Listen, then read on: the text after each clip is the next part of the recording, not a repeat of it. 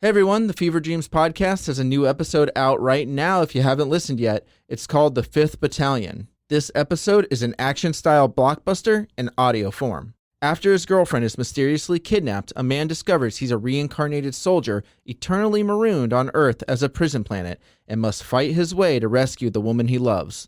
You can listen to this episode right now by going to feverdreamspodcast.com or search for Fever Dreams wherever you listen to podcasts. Also, if you stick around after the credits of this episode of End of All Hope, you can hear a clip of the 5th Battalion. Thanks, and enjoy.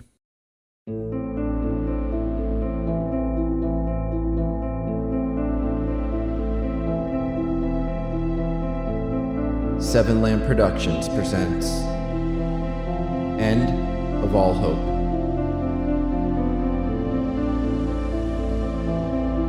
Season 5.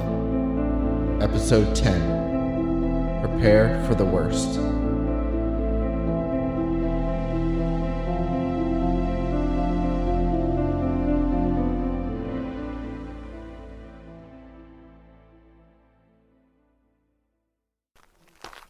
We continued our trek through the center of California.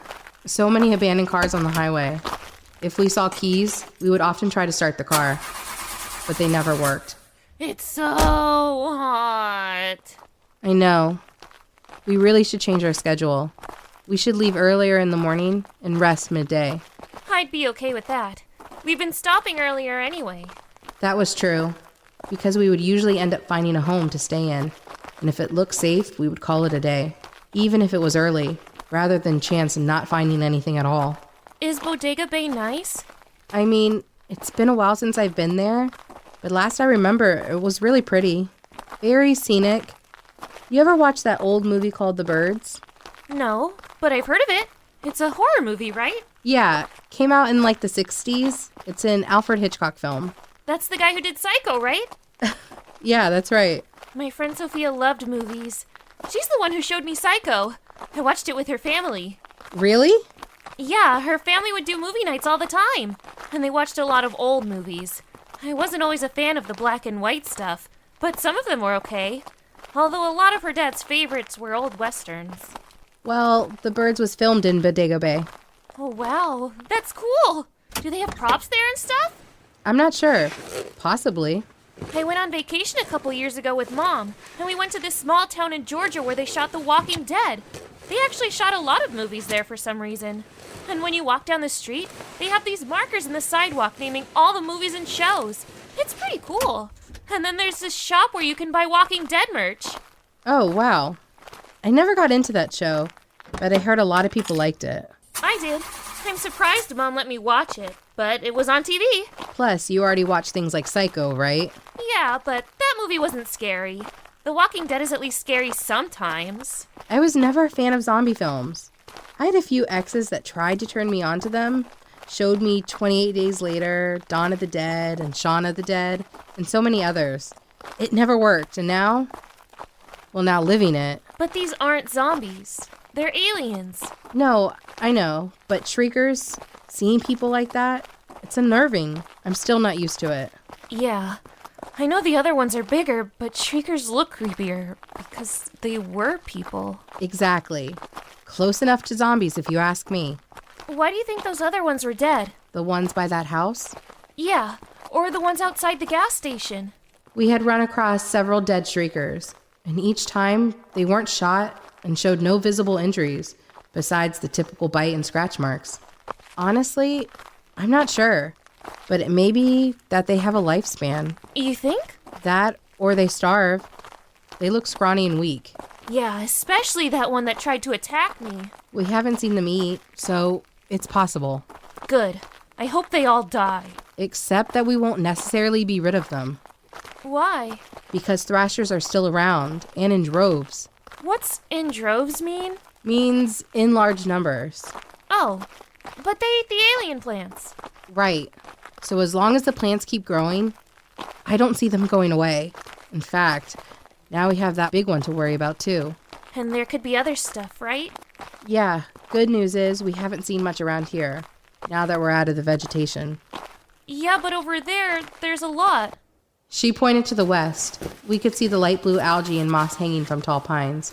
as if a ship had moved through recently, spraying the upper canopy. And it's probably worse the farther west you go. Because of LA? And all the neighboring towns. But Bodega Bay is a bay, right? So do you think it'll be covered too? It's a possibility, but it's not a big city like LA or San Francisco. So I'm not sure it will be. I hate to ask, but what if it is? What if no one's there? I had been thinking about that often. I still clung to hope, knowing that the painted note at least proved that they would try for Bodega Bay. But if it wasn't safe and secure, would they stay? I don't know. I don't want to think that far ahead. We'll figure things out once we get there. Okay. Hey, look! He's back! Is it the same one? Hard to tell. He's not as far away now.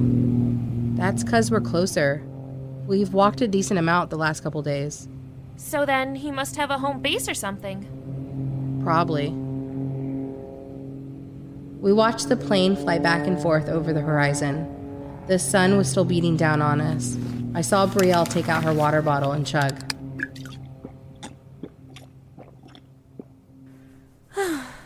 Hey, let's rest and eat, okay? Okay, where? Over there, by those trees. She nodded, and we made our way off the road, up a sandy hill.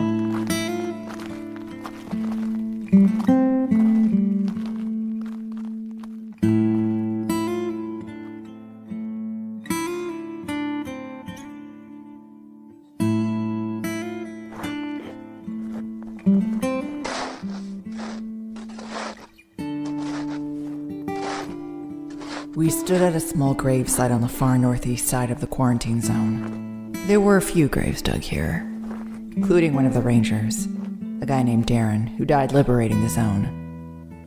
I never knew him, but Roger, Gail, and Dana did.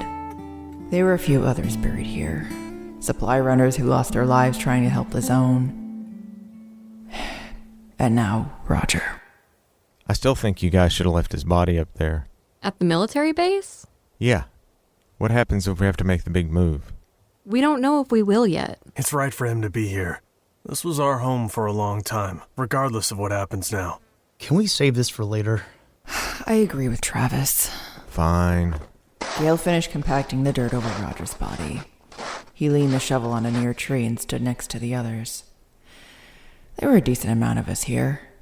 Gail, Barry, Chris, Maria, Annie, Hudson, Travis, Dana, and most of the supply runners, including Sammy and Lane. Where's Jess? She didn't want to come. What? You should have made her. Are you insane? No. She's in the RV. She should say something. She'll say something when she's ready. If she doesn't want to be around a lot of people right now, we should respect that. It's fine. Let's get on with it. Go ahead. Me? Yeah, Travis. Can I say something?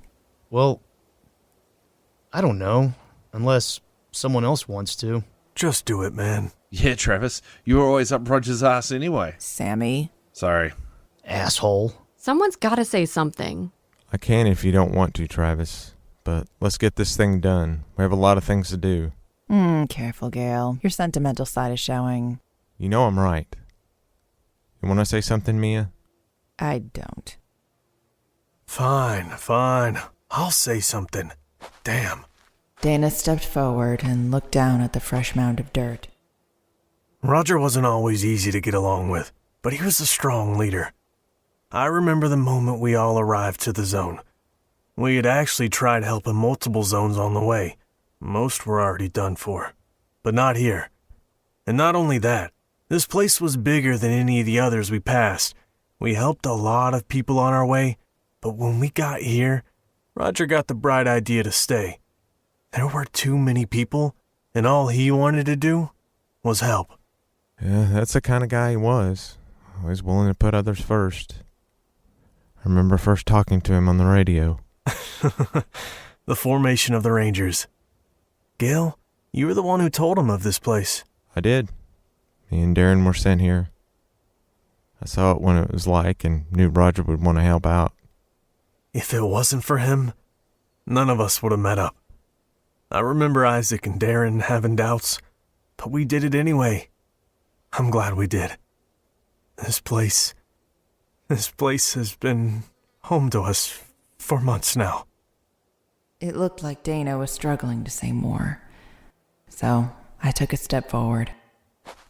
I think we can all agree he was good for the zone. I'll miss him.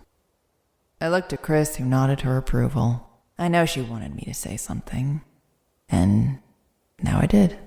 Me too. Yeah. He was a good man. No one said anything more after Gale.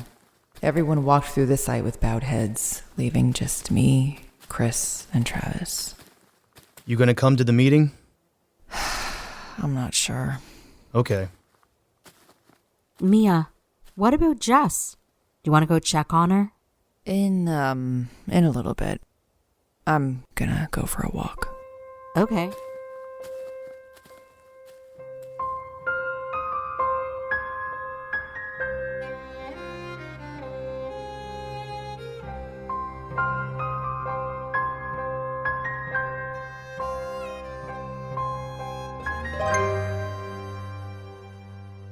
Since we did haircuts last night, I decided to complete the look and shave my short, patchy beard as well.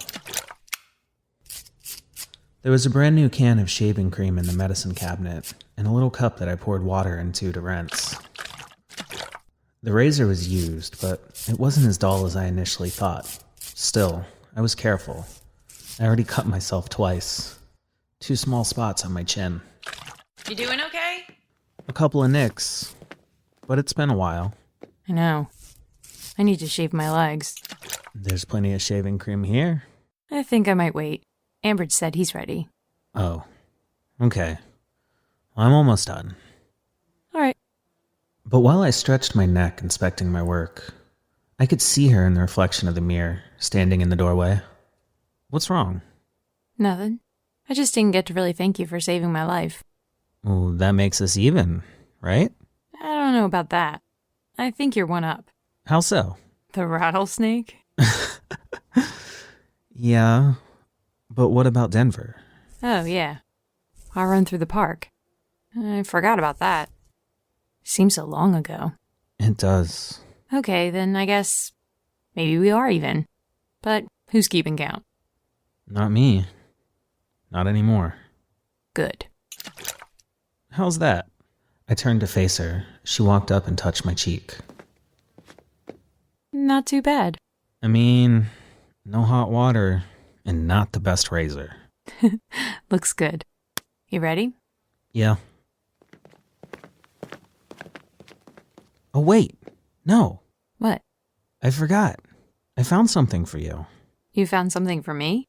I rushed down the hall into the back bedroom. Jay, what is it? Shoes. I held up a pair of women's light blue running shoes. Where did you find those? I searched every shoe rack and closet. Under the bed in the spare room. They were in the shoebox with the receipt. Looks like they wanted to return them. Think that means they're no good? I don't know. They look fine to me. What size? 9, right? That's what you were looking for. Well, 8.5, but 9 works. Let me try them on. She took the shoes from me and smiled. Thanks, Jay. She kissed me on the cheek, which surprised me. Huh. What? I think you missed a spot. Really? I feverishly rubbed my cheeks with both hands. I'm kidding. Come on, let's go.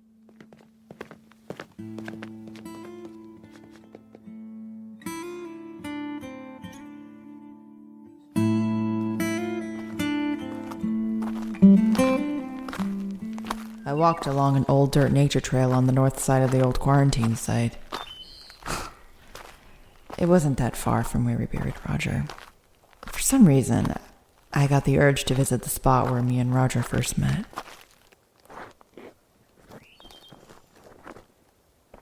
I climbed up a hill, top a bunch of rocks, and sat overlooking 2 large bent and broken shipping containers. They were now empty, but they weren't the night me and Kylie hid in them.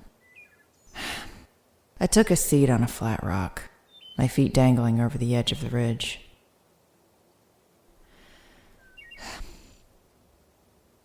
I'm not sure how much time passed, but I didn't want to move. It was so peaceful over here now. Quiet and serene. Then I heard footsteps behind me. I spun around to see Jess standing by a far tree, leaning against it, arms folded, as if folding herself. Hey, Jess. Hey. I went to see him. I didn't want to do it with everyone there. I know. Her eyes were red. She wiped her cheeks as she sat next to me. Why did he do it? Why did he go? You know why, Jess. Your dad was a good person. He wanted the best for you and for the people here. I don't know what to do. My chest hurts, and I know it won't stop hurting. I put my arm around her, pulling her close. I just want to die. Hey, don't say that, okay? Your father loved you so much. The last thing he would want is for you to say something like that. If he loved me so much, he wouldn't have left me. I don't have anyone now. That's not true. As corny as it may sound, you have me. But you're leaving. I don't know about that now. Why? Because of Dad? Because of you. Your dad wanted me to watch over you. He said that? Mm-hmm. I told you he liked you. Yeah. Well, I don't think he was so bad either. So you're going to stay? I'm not sure what's going to happen now, but I'm not going to leave you. I promised your dad, and I intend to fulfill that promise. Okay. We sat in silence a while. Obviously, I could still leave and take Jess with me. I don't think Chris would have any qualms about that. But now, I was having doubts about leaving at all. She leaned on my shoulder, letting the tears fall. Hey, did your dad ever tell you how him and I met? No. All he ever said was that they rushed in and killed all the creatures. Yeah, that's true. But he also saved my life. He did? See those containers down there? Yeah? They were up here on the ridge. Me and Kylie were hiding in one. Sammy too, and some others. Thrashers attacked us, pushed the containers over the edge trying to get to us. That one there, that's the one we were in. It slammed against the rocks and I rolled out. Thrasher approached, and right before it got to me, your father... he killed it. Didn't say a word, just shot the thing, nodded to me, and rushed forward into the zone. He never told me that. I know you were mad at your dad for helping the zone so much, but if it wasn't for him and the rest of the Rangers, a lot of people would have died. I know. I wanted a normal life again. I understand. I did too.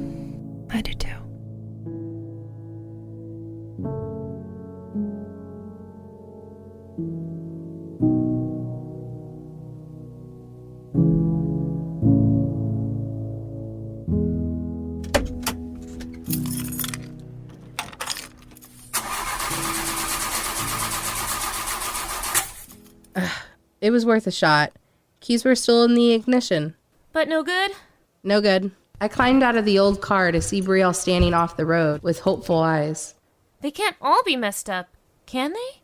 Ahead of us, the highway was packed with stalled cars. It's possible if the Thrashers move through. Probably force people out in a hurry. Look there. I motioned to the SUV in front of me. Most of the windows were shattered and the top of the roof was bent inward. Oh, wow. I thought back on the escape from the motel in New York, how the Thrashers attacked and forced us off the road. But the vehicle never stalled out. They were just able to bring down the vehicle physically. Honestly, Bree, I don't know if it'd be smart to take a car anyway. But it would be faster. I know that, but they're noisy. Could attract creatures. Not to mention the mess that is every single road. Yeah, I guess that makes sense. Trust me, I want to get to Bodega Bay as fast as possible. But we have to be cautious. Exactly. Hey, what did that old man mean by saying we were women? Was he calling us weak? No, that's not what he meant. At least, I don't believe so. I think he meant he saw some instances of men taking advantage of women. Oh. I'm glad he didn't go into details, though. I know there aren't any laws anymore, but why would people do that? I don't know. But that's why we have to be careful. We can't trust anyone. The old man seemed okay, though. Bree, when I say we can't trust anyone, it doesn't mean that everyone is bad. It just means that we have to be... Cautious? Right. I've had run-ins with multiple people. Some bad, some good. But me and Mark always tried to be careful around new people. We made mistakes, and we've learned from them. I understand. Not everyone is bad. And I like to believe that most people are genuinely good. But these are different times, so we need to hope for the best, but prepare for the worst. Okay. Now come on. We have 3 more hours before we need to start looking for a place to camp.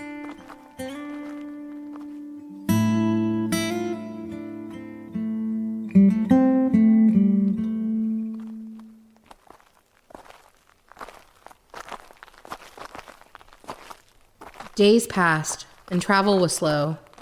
Not because of creatures, but because of the heat and the lack of resources. We found ourselves scrounging more and more. The old man was right. There weren't many houses or gas stations this way. And the few there were picked clean, along with every stalled car. I'm thirsty, but I don't want to drink yet. I'm low. Here, have some of mine. But you don't have a lot either. It's okay. Drink.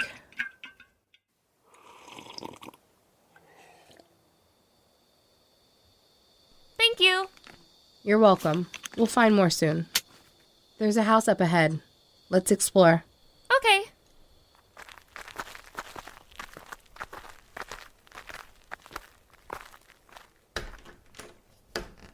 The front door was locked, but the window right next to it was busted. I reached in, careful not to cut my hand or my arm on the jagged glass. I felt around until I touched the lock. There we go.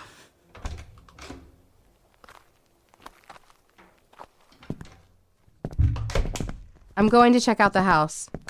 I can help. I have a gun too. Just stay here, Bree. She always wanted to help, but I forced her to play lookout. It's the role Mark often tried to force on me as he took the lead. But unlike Brielle, I often fought back.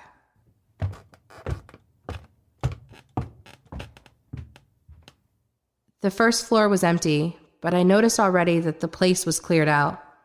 Open drawers and cabinets displayed nothing but empty shelves. I crept upstairs and looked into each room as I passed. When I reached the second bedroom, I heard a noise behind me. Thinking it Bree, I calmly turned around.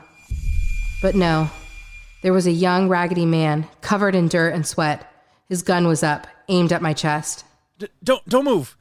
The young man was wild-eyed and jittery. Drop the gun, now! Okay, relax. I slowly lowered the gun and placed it on the dirty carpet. This is your place, because I didn't take all the stuff. It was just like that when I got here. I was just looking for food, that's all. Water and food. If this is your home... It's not my home. No? No. He was so nervous, I could see his hands shaking. You from Lake Isabella? No. Where's that? Where are you from? Down south. I'm heading north. To the lake? I don't know of any lake. His eyes seemed to run over my entire body several times, showing nothing but confusion. You're not one of them, are you? Who? I can't let you leave here. You're gonna have to. No, I can't. If you're with them... I'm not. I don't know that. You need to relax. No. He aimed the gun higher, towards my head. No, wait! Ah! No, please. I'm sorry. It's not loaded. It's not loaded. Brielle, who was standing on the stairs, had shot the man, hitting him in the arm and forcing him to drop the gun. He fell to the floor and crawled up next to the bathroom door. Blood poured down his arm. Please. I'm sorry. I'm sorry. Are you okay? I am now. I went over to the fallen gun and picked it up. Please. I'm just trying to get to Lake Isabella. I just want to get to the lake. I didn't mean any harm. I wasn't going to shoot you. I couldn't. I couldn't shoot. No? I thought you were one of them. But you're not. No, you're not. I'm sorry. Please. Please. Blood continued to pour from his wound. Please. Please. Please. Do we trust him? I checked the man's clip and showed it to Brielle. No bullets? I checked the chamber too. No bullets. What do we do?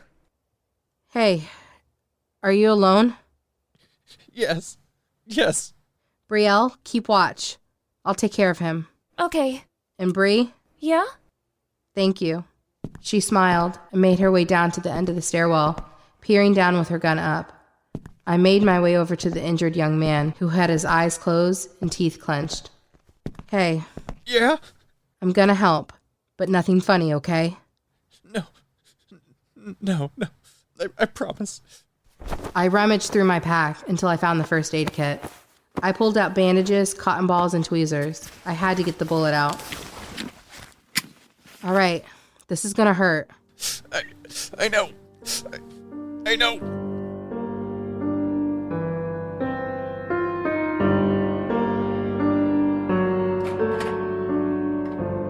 I wanted to ask the guy more questions, but he passed out right when I removed the bullet. I bandaged him up, then me and Bri moved him to the main bedroom to rest. Will he be okay? I think so. Honestly, I just fired. I didn't know what else to do. I was worried if I said anything he would shoot. You did good, Bri. I didn't know his gun was empty. Neither did I. Well, I'm glad I could help. Me too. Sometimes I want to do everything myself. And well, I'm glad you were here. I know you want to watch out for me, but Mark told me to watch out for you too, remember? It hurt to think about, but she was right. I remember. What do we do now? We can't leave him here. No. Especially because I have some more questions for him when he wakes up. It'll be dark soon. Let's check the house, make sure there'll be no more surprises. Okay. And remember, Bri, we still don't know if we can trust this guy. I'll be cautious.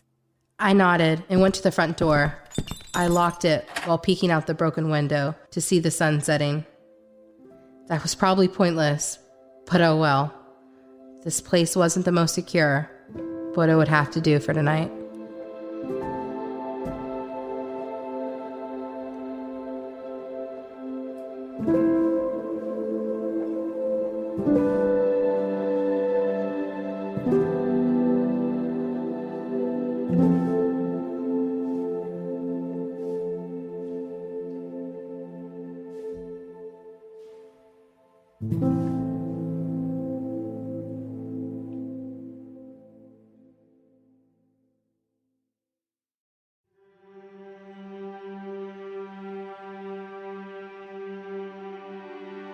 End of All Hope.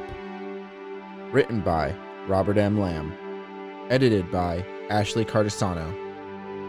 Starring Hope Ennis as Ava, Adam Jetmore as Jay, Jack Austin as Ambridge, Gina Coyle as Kylie, Evelyn as Brielle, Ariel Hack as Mia, Stacy Golden as Chris, Michael Moman as Roger, Brett Wilkins as Travis, Reed Kreiner as Dana, Corey Pettit as Jess, Jerry Swindle Jr. as Gail, Ian Feller as Hudson, Christina Lewis as Annie, and Gareth Thomas as Sammy. Co-starring Adrian Bordeaux. Music provided by Kevin MacLeod at Incompetech.com, Dylan Mixer at dmixmusic.com, and Eldritch T'Challa of Nemesis Black at reverbnation.com/nemesisblack. If you enjoy End of All Hope, visit 7lamb.com for more podcasts such as this. And don't forget to rate and review.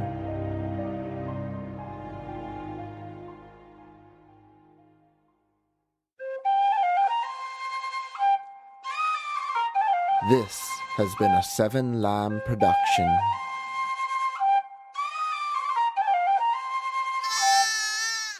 And now for a clip from the Fever Dreams episode, The 5th Battalion. I remember it was a Wednesday. I didn't want to face Linda sober, so I'd visited the bar across the street. It was dead. Either because everyone was at the climate change protests, or I was the only guy in San Francisco avoiding his girlfriend. Out late, are we? Had me worried. And you're home early. What? Nobody sued anybody today? You know, I recall someone saying he was going to make me dinner. Oh, I did. I cooked you dinner, and I'm warming it up as we speak. I'm intrigued. Hey, did you run into the protest? Oh, yeah. Did you? No, but we could hear them, even 12 floors up. And did you see the ones in LA and New York? Unreal. And now Paraguay is attacking Bolivia. What? Don't you ever feel like someone or some group is orchestrating all this? I mean, global warming, wars all over the place. It's like they're pitting us against each other, because that's the point. Chaos. Well, they're bastards, whoever they are. Here you are, madame. Bouillabaisse and quiche Lorraine. How's this for making up? Magnifique. But making up for what exactly? Being late, or are we talking about something else here? Wait. Something at work. Oh, Norman. No, it's just... Oh my God! Tell me you didn't get fired.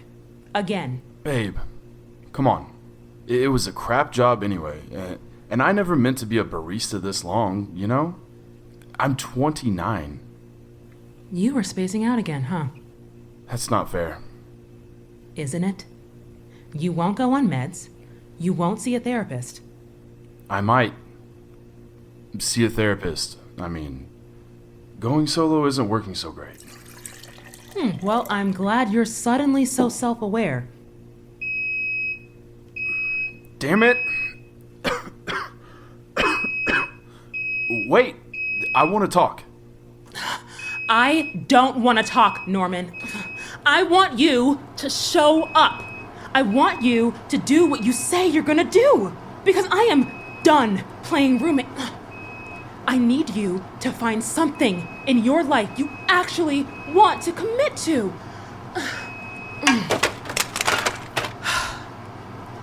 There.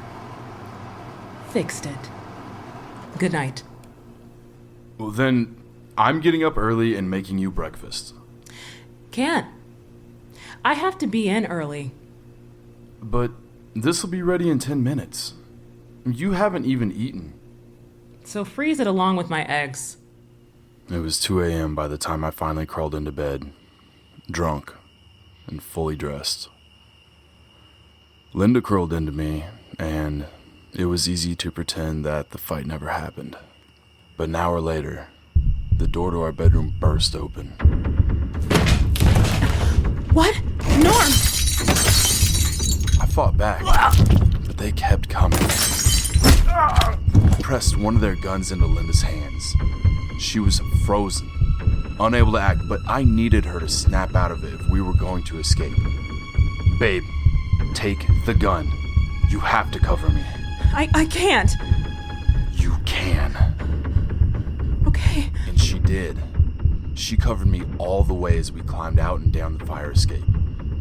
We thought we'd made it. Are you okay? Norm, watch out!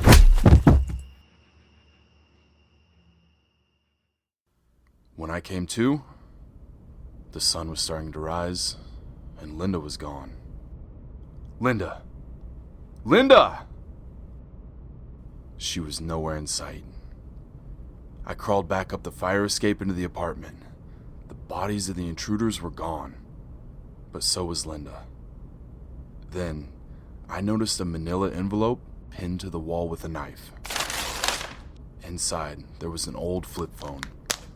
There was only one number in the directory, so I called it. How's your head, moron? Where's Linda? And who the fuck are you? We have business to address. Let me speak to her. We know you have it. Have what? Norm! I'm in a van outside Moscone Center! Teach a girl some manners and give me the drive. The drive? Yes, moron. The drive. You have it. I don't.